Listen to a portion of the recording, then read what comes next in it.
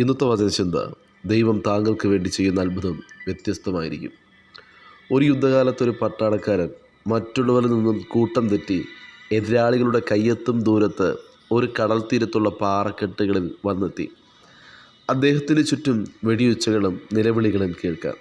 അദ്ദേഹം ബന്ധപ്പെട്ട് അടുത്തുള്ളൊരു ഗുഹയിൽ അഭയം പ്രാപിച്ചു.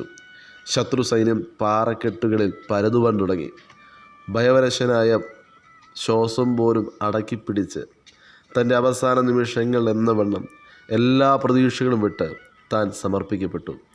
അദ്ദേഹം ദൈവത്തോട് പറഞ്ഞു, ദൈവമേ, അങ്ങയുടെ ഹിതമെങ്കിൽ ഇവിടെ നിന്നും ജീവനോടുകൂടെ പുറത്തു വരുവാൻ ഒരു വഴി തുറക്കണമേ. അദ്ദേഹം പ്രാർത്ഥന കഴിച്ചപ്പോൾ ഒരു ചിലന്തി തൻ്റെ ഗുഹയുടെ മുൻപിൽ വന്നു. ആ ചിലന്തി ആ ഗുഹയുടെ കവാടത്തിൽ അങ്ങോട്ടും ഇങ്ങോട്ടും ചാടി വല നെയ്യുവാൻ തുടങ്ങി. ചിലന്തി അങ്ങനെയാണ്. കൂട് കെട്ടുവാൻ ഏറ്റവും ബെസ്റ്റായ സ്ഥലമൊന്നും ചിലന്തിക്ക് ആവശ്യമില്ല. രാജകൊട്ടാരത്തിൻ്റെ വാതിലിൻ്റെ മുൻപിലും ഗുഹയുടെ മുൻപിലും എവിടെയും ചിലന്തി കൂട് കെട്ടും. ചെറിയ ഒരു നൂലിൽ തുടങ്ങി ഒരു വലിയ ലോകം പടുത്തുയർത്തുന്ന ചിലന്തി ഇന്ന് കെട്ടുന്നത് നാളെ നഷ്ടമായേക്കാം. കാറ്റടിക്കുകയോ മഴ പെയ്യുകയോ ആരെങ്കിലും ചൂലുകൊണ്ട് വൃത്തിയാക്കുകയോ ചെയ്താൽ ചിലന്തി വല അപ്രത്യക്ഷമാകും. എന്നാൽ നാളെയും ചിലന്തി അതേ വല നെയ്യും, ഏറ്റവും നല്ലതായി വൃത്തിയായി. കൂടെ പിന്തുണ നൽകുവാൻ ആരും വേണമെന്നില്ല. ഒറ്റയ്ക്ക് തന്നെ ആ പണി ചിലന്തി ചെയ്യും. തൻ്റെ കൂട് നല്ലതാണോ, നന്നായിട്ടാണോ ചെയ്തത്, നന്നായിട്ട് ഒത്തിട്ടുണ്ടോ, അങ്ങനെയൊന്നും ചിലന്തി ആരുടെയും അഭിപ്രായം ചോദിക്കുകയില്ല. ചിലപ്പോൾ ആദ്യത്തെ ചിലന്തി നൂൽ കൃത്യമായി നെയ്യുവാൻ പറ്റാതെ വരും. പക്ഷെ പണി നിർത്തത്തില്ല.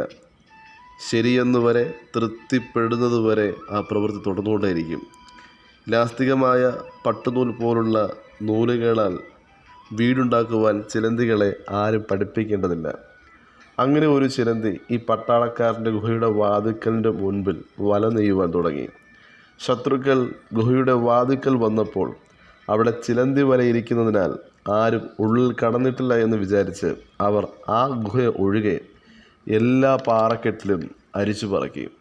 അയാൾ പതുക്കെ വെളിയിൽ വന്നു.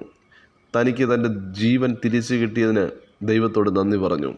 എന്നെ രക്ഷിക്കുവാൻ ആ ചിലന്തിയെ അവിടെ അയച്ചതിന് നന്ദി. വചനം ശ്രവിക്കുന്ന പ്രിയ ദൈവജനമേ, താങ്കളുടെ പ്രാർത്ഥനാ വിഷയത്തിന് ദൈവം പല വിധത്തിൽ മറുപടി നൽകും. താങ്കളുടെ പ്രാർത്ഥനാ വിഷയത്തിന് ദൈവത്തിന് പല വിധത്തിൽ മറുപടി നൽകുവാൻ സാധിക്കുമെന്നുള്ളതാണ്.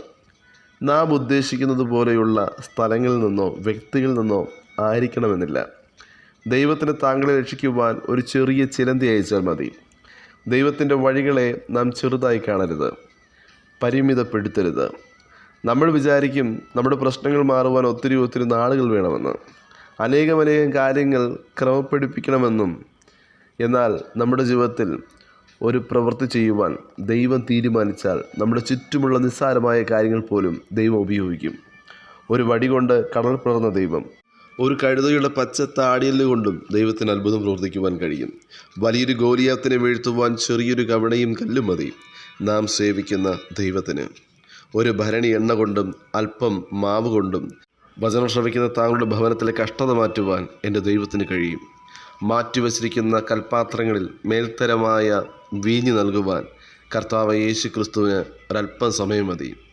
അല്പം കൊണ്ടും അധികത്തിലും പ്രവർത്തിക്കുന്ന ദൈവം 5 അപ്പം കൊണ്ടും 2 മീൻ കൊണ്ടും 5000 പേർക്ക് ആഹാരം നൽകിയ ദൈവം.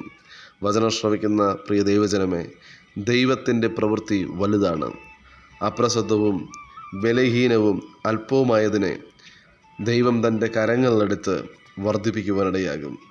നമ്മുടെ ഗതി മാറ്റുന്ന ദൈവം, ശത്രുക്കളുടെ മുൻപിൽ നമ്മെ വിടുവിക്കുന്ന ദൈവം.